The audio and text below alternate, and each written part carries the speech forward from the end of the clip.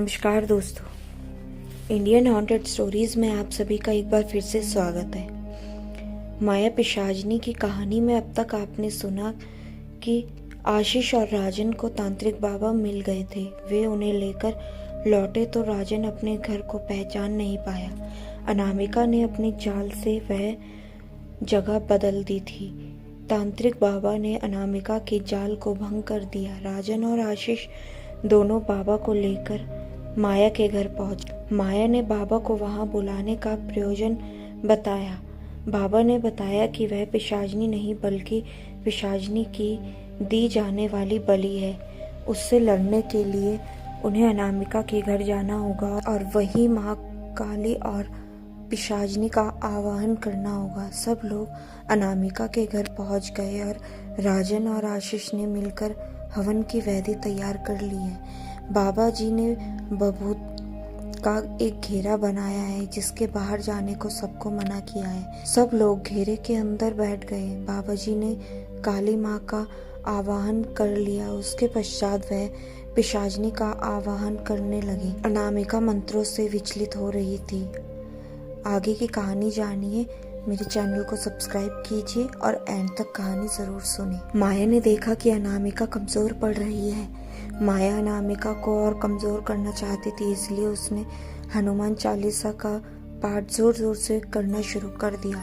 माया के बाद आशीष और राजन ने भी हनुमान चालीसा का पाठ शुरू कर दिया।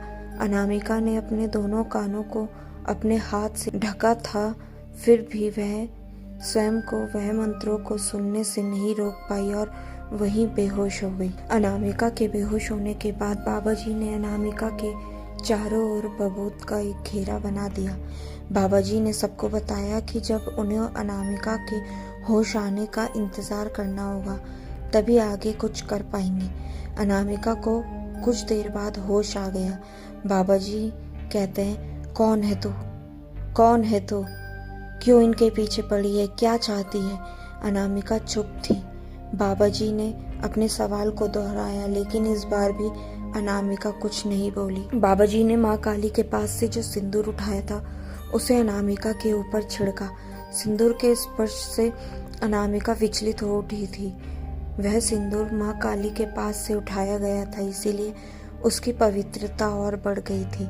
मंत्र बोलकर उसे बाबा जी ने अनामिका पर छिड़क दिया और बोले, कौन है तू? अनामिका बोली, मेरा नाम अनामिका है। बाबा जी बोले, क्यों पड़ी है इस बालक और इसके परिवार के पीछे? अनामिका बोलती है, मैं किसी के पीछे नहीं पड़ी हूँ। बाबा जी बोलते हैं, क्यों इस बालक की पत्नी और होने वाले बच्चा तेरे पास नहीं है? अनामिका बोलती है, हाँ मेरे ही पास है। बाबा जी बोलते हैं, क्या चाहती है तू? क्यों मारती है लोगों को? क्या हुआ था तेरे साथ? अनामिका की तरफ से कोई प्रतिक्रिया नहीं हुई। वह झूम रही थी और हंस रही थी। अनामिका थोड़ी देर बाद बोली, नहीं बताऊंगी, नहीं बताऊंगी। फिर गुस्से से चीख कर बोली, नहीं बताऊंगी। बाबा जी ने सिंदूर फिर से अनामिका पर छिड़का। बोली, कौन है तू? क्या चाहती है? बता। न जाने कहां से हवा का झोंका आया और बाबा जी का बनाया हुआ बभूत के घेरे को हवा ने उड़ा ले गया। अनामिका फिर से आजाद हो गई। अनामिका की खतरनाक आवाज पूरे घर में गूंजने लगी। अनामिका गायब हो चुकी थी। उसकी आवाज पूरे घर में गूंज रही थी। आशीष, राजन और माया तीनों अब काफी डर चुके थे। माया को किसी ने पीछे से अचानक से धक्का दिया। माया तेजी से झटके के साथ एक टेबल से जा टकराई। अनामिका की आवाज अभी भी गूंज ही रही थी, तुझे यहाँ नहीं आना चाहिए था। अब तू यहाँ से कभी वापस नहीं जा पाएगी।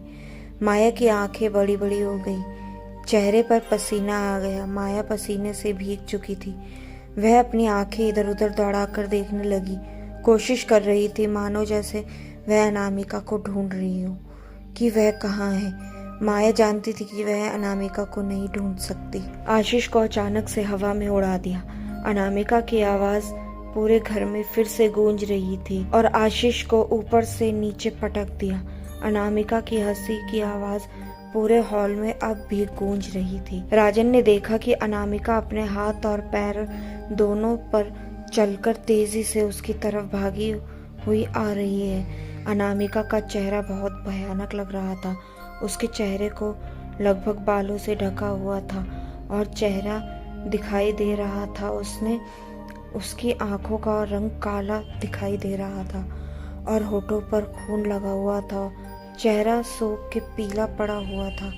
ऐसा नजारा देखकर राजन अंदर तक कांप गया। अनामिका राजन के करीब पहुंच गई और उसे देखकर हंसने लगी। राजन की स्थिति ऐसी हो गई मानो काटो तो खून नहीं। राजन को सांस लेना भी भारी पड़ रहा था। अनामिका फिर से गायब हो गई और उसकी हंसी पूरे घर में फिर गूंज रही थी। आशीष और राजन और माया तीनों बाबा के पास पहुंचे। तीनों बहुत परेशान लग रहे थे।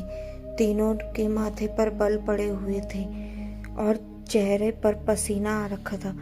माया बोलती है, बाबाजी कुछ कीजिए, वह बहुत शक्तिशाली है। बाबाजी कहते हैं, मैं जल्द ही कुछ करता हूँ। बाबाजी हवन कुंड के आगे बैठ गए और पिशाचनी को प्रसन्न करने लगे। कई घंटे लगातार मंत्र जाप करने के बाद पिशाचनी प्रसन्न हुई और वहां प्रकट हुई।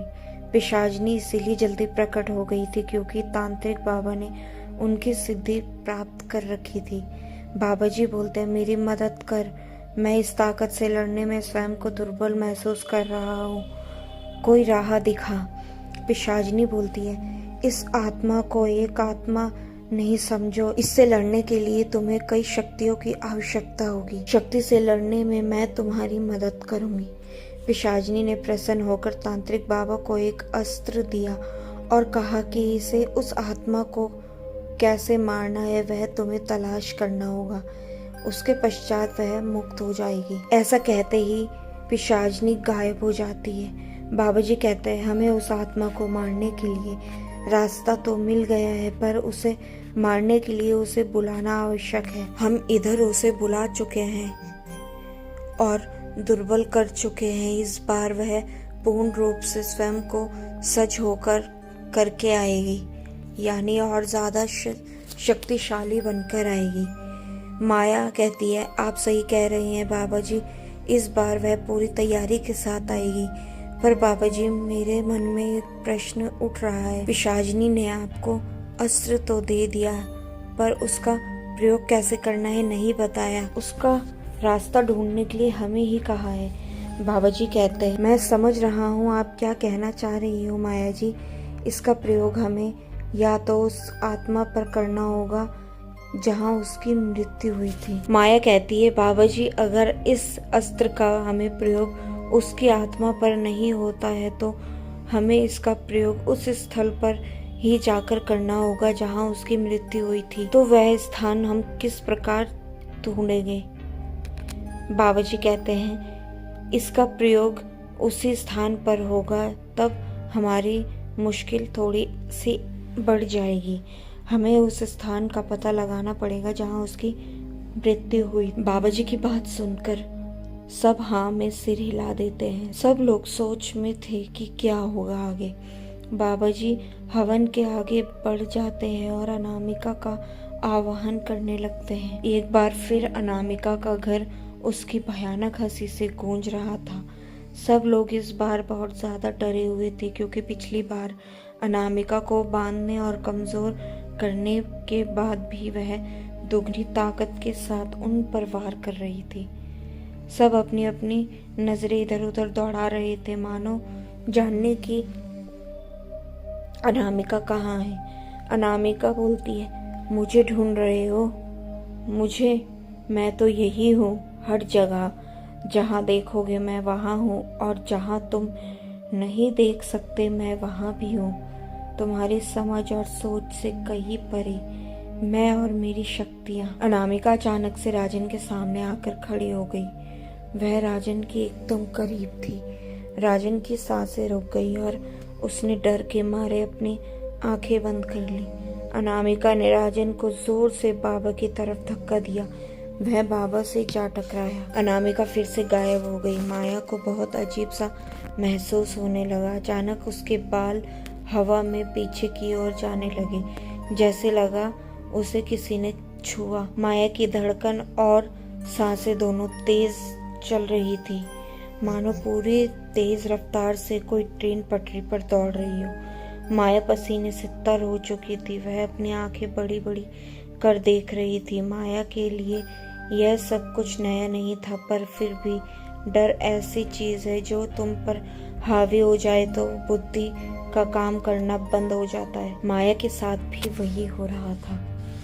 अचानक से सबकी नजर पड़ी दीवार पर। कोई तेज गति से दौड़ा चला जा रहा था, इतना तेज कि समझ में आना मुश्किल है कि वह कौन है। सभी नजरें घुमा कर देख रहे थे। अचानक सबको चक्कर आने लगे और वह रुक गई।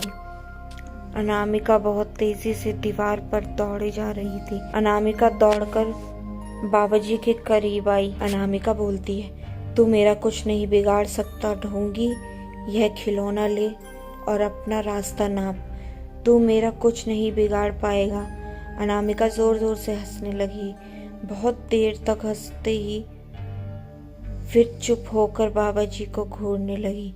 नहीं जाएगा तो मैं तुझे मार डालूंगी। बाबाजी को इन सब चीज की आदत है। बाबाजी के मन में बिल्कुल भी डर नहीं था। वह जानते थे कि अनामिका ऐसा क्यों कर रही है। अनामिका के अंदर का डर उस पर हावी होने लगा, जो उसे ऐसा करने के लिए मजबूर कर रहा था। बाबाजी बोलते हैं, रुक जा, मैं जानता हूँ कि तुझ पर डर हावी हो रहा है। तू जानती है मैं यहाँ तेरे अंत के लिए आया हूँ और मैं यह कर सकता हूँ। बाबाजी ने अस्त्र निकाला और उससे अनामिका पर वार करने लगी। अनामिका को कुछ नहीं हो रहा था।